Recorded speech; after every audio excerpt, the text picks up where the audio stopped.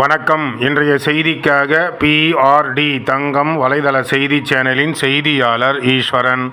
திராவிட முன்னேற்றக் கழகத்தின் சார்பில் இன்று வாலாஜாபேட்டை நகரத்தில் திராவிட முன்னேற்றக் கழகத்தின் வாலாஜா நகர செயலாளர் தில்லை அவருடைய தலைமையில் வெயிலின் தாக்கத்தை குறைப்பதற்காக பொதுமக்களுக்கு சிறப்பான முறையில் தண்ணீர் பந்தல் திறப்பு விழா நடைபெற்றது.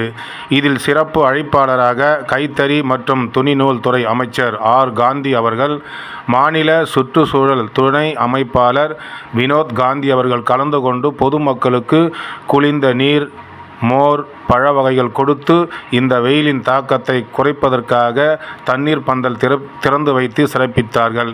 இதில் மேலும் வாலாஜா நகரமன்ற தலைவர் திருமதி ஹரிணி தில்லை அவர்கள், துணைத் தலைவர் திரு கமலராகவன் அவர்கள், நகரமன்ற உறுப்பினர் திரு இர்பான் அவர்கள் மற்றும் திமுக வாலாஜாபேட்டை பிற அணி பொறுப்பாளர்கள், குறிப்பாக திராவிட முன்னேற்ற கழகத்தைச் சேர்ந்த தொண்டர்கள், மகளிரணி சார்ந்தவர்கள் கலந்து கொண்டு இந்த விழாவை சிறப்பித்தார்கள்.